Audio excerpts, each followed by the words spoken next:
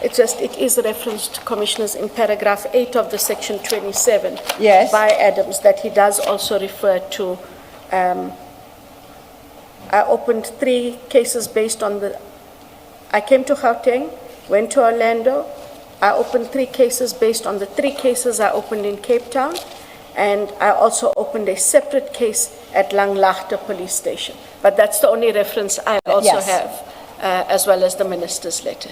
But that Langlagte case, and its detail, is not part of the section 27.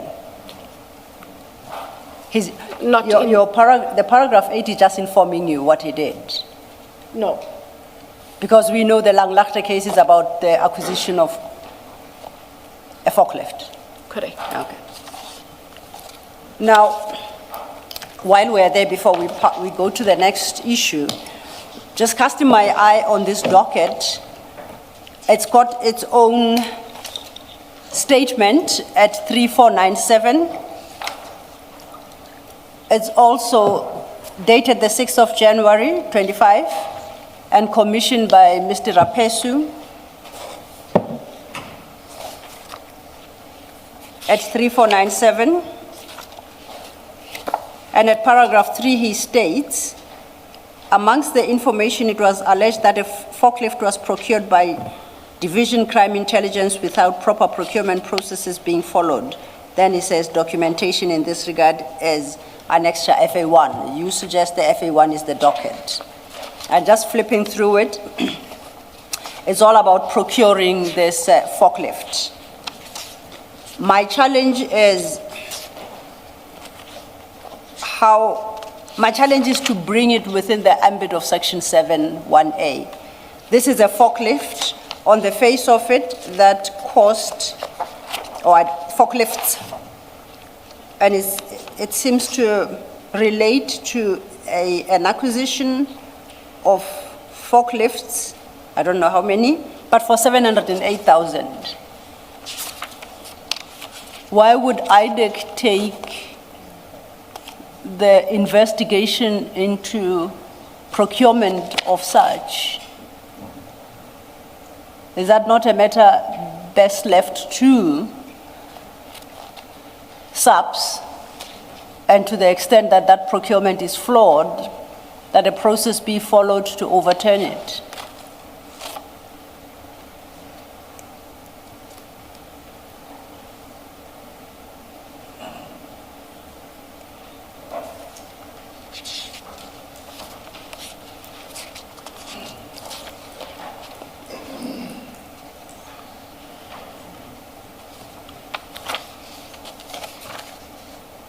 This arises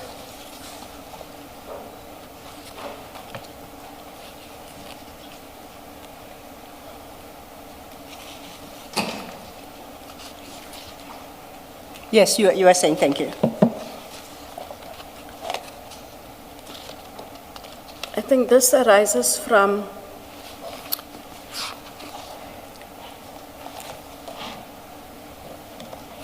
him saying, Mr. Adams,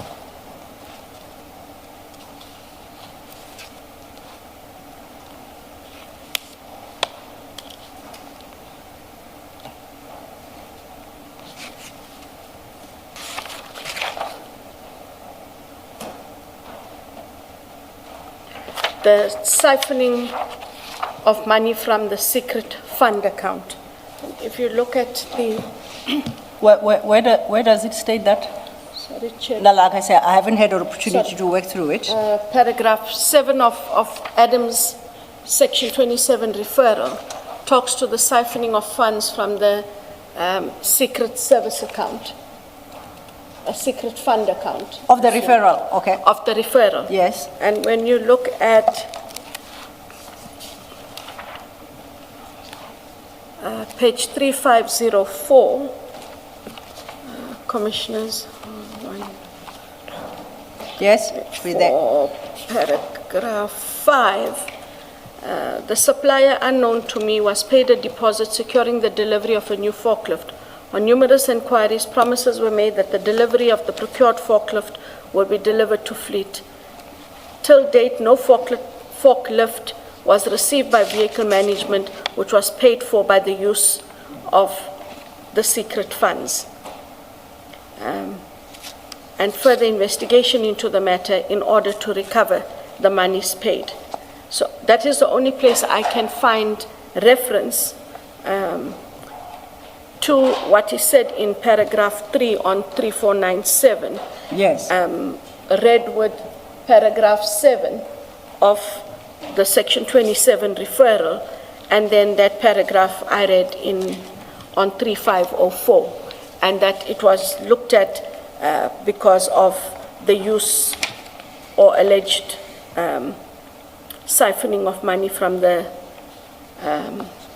secret funds of crime intelligence. But beyond that, there isn't anything else. That is how I can tie those as having looked at it. And again, bearing in mind that this is an investigation on which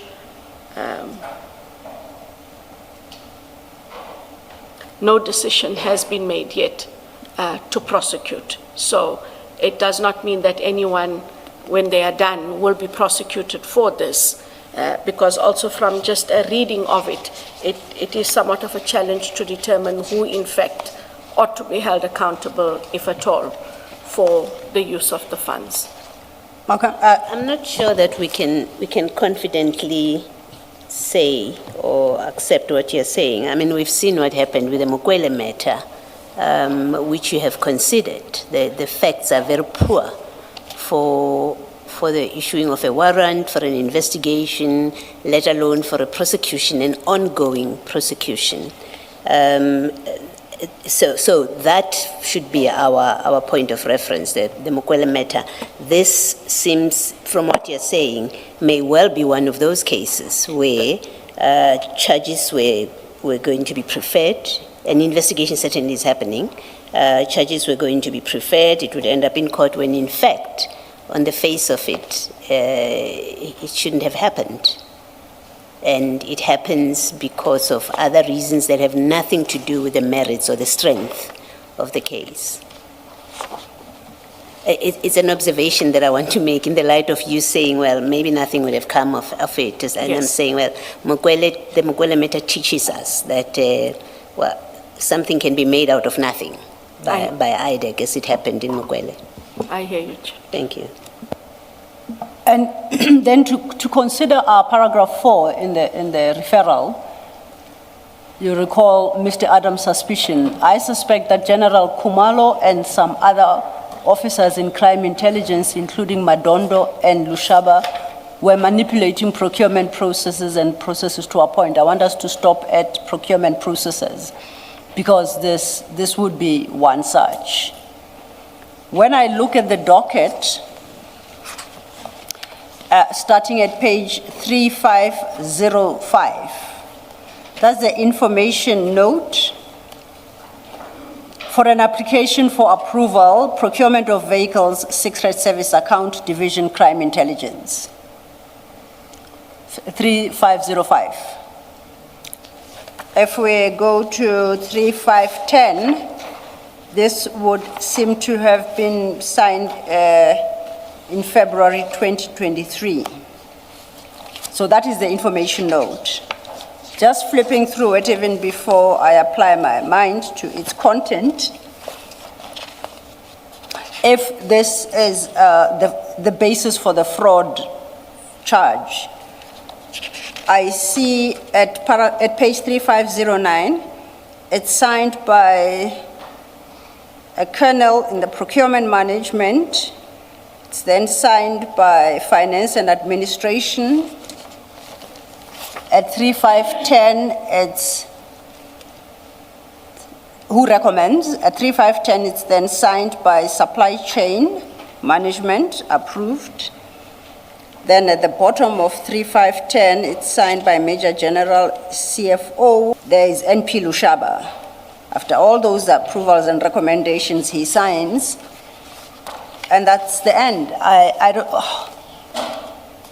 don't see how General Khumalo and General Madondo are pulled into this forklift acquisition issue.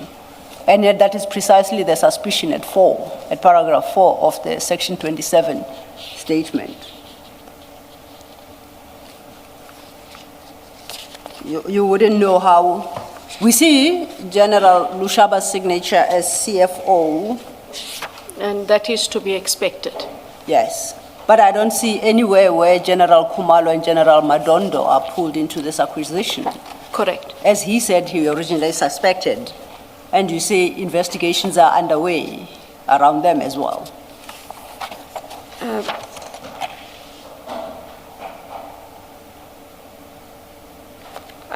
This matter is under investigation. I am not, I will go through it like all of you to indicate just from my reading who is the subject of the investigation. Yes. Yes. I'm unable to at this glance to say who is, but what is clear is that both the generals that were mentioned are not on the reading. But then to also bear in mind, Council, that we need to get from IDAC the FA2 and FA3, because there was referral made to FA2 and FA3 in one of the statements, and I don't know what role, if any, they play with this matter, or is each thing a separate attachment? You see, my challenge is you suggest we should get it from IDAC, and we have IDAC before us No, now. yes. Thanks. What I mean is we've got to get it, Okay. because we will be short then, Commissioner Khumalo, in properly applying our mind, because would FA1 just be this, and what is FA2 and FA3? So I will make sure we try and get those as well, but before the morning. Advocate Johnson, my reading of these documents, and I must admit I read them very quickly, so I could be wrong, is that there was a proper requisition and it was approved at all levels. The issue is the failure to deliver by the supplier, and the money must be recovered from that supplier because they failed to deliver, but they have been paid. So what is manipulation there? If I order goods because they are required by crime intelligence, and then the supplier gets paid but does not deliver, how does that rise to manipulation and fraud and corruption? It does not, Commissioner.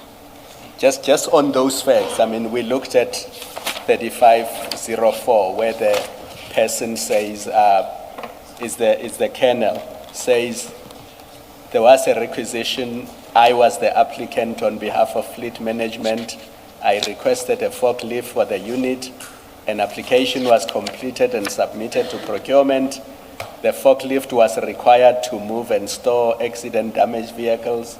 After the processes were complete at procurement, a supplier was awarded a tender. The supplier, that's the next paragraph, was paid a deposit for securing delivery of the forklift. The proof of payment is attached. The supplier did not deliver. And further investigation into the matter must be conducted in order to recover the monies paid to that supplier. So if those are the facts, what is the manipulation of procurement processes, and what's the fraud and corruption? It appears to be simple breach of contract, It does, Chair. a civil, not criminal matter.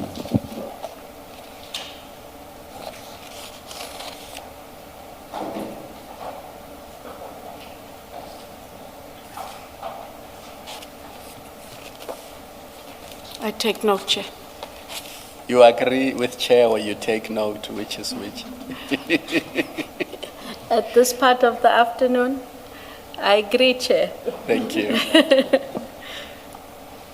And then to take it further, just based on the documents as we have them on this purchase of the forklift, is that something that falls within Section 7(1) capital A of the Act? Why is IDAC investigating whether or not suppliers delivered in terms of an award of a tender?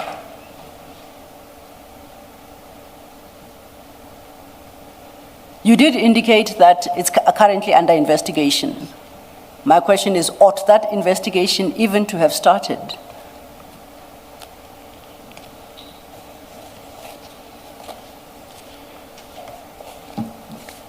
if FA1 is the only document that has relevance to the supplementary affidavit of Adams, on a quick reading, no. Okay.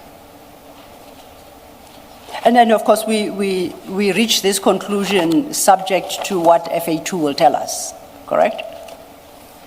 There may be Counsel. something in FA2 that then brings this, as the chair says, failure to comply with the terms of contract within the mandate of IDEC. And once again, I'll run ahead, and if there is nothing in FA2, what should be the right advice to IDEC as regards this investigation This one. today?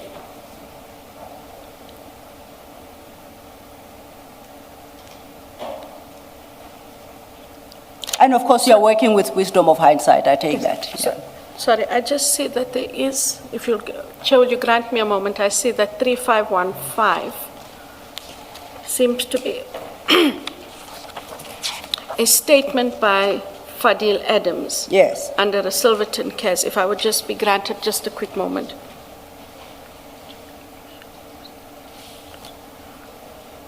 And you want to look at 2 and 3, Correct. but then the allegations are directed to General Lushaba.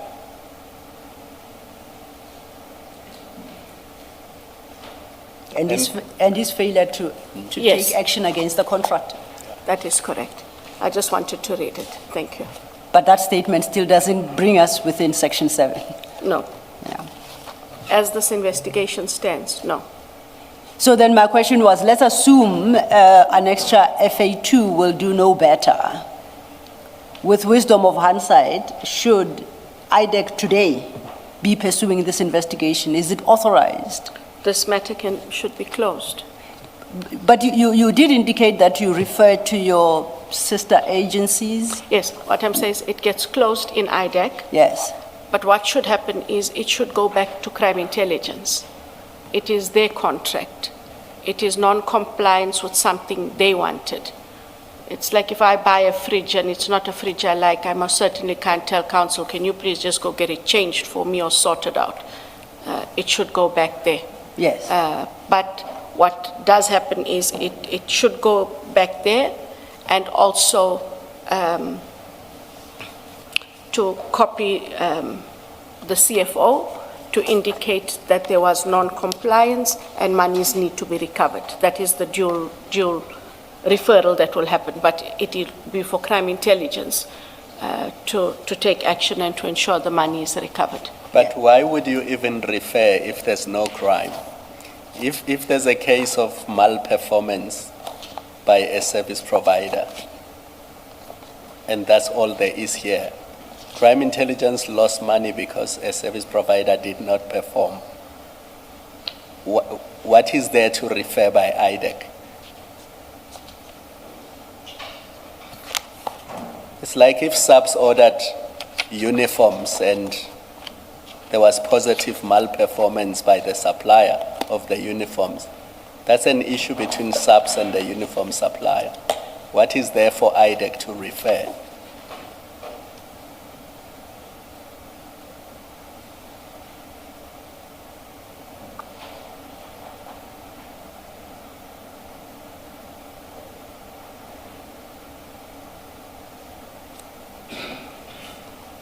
IDEC should simply say, we have no jurisdiction to deal with this issue. It has nothing to do with our mandate.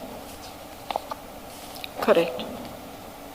I think because the docket is sitting with IDEC, the docket should, it seems to me, the docket should return to its station. I mean, IDEC collected it somewhere. I don't know whether this is this one of those that you got through General Sintumule?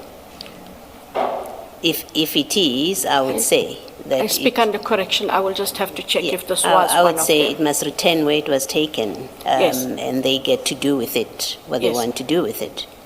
Correct. Thank you. And to indicate to crime intelligence that we had this, and the docket has been returned, and for them to take whatever steps they deem necessary. Thank you. Thank you, Commissioners.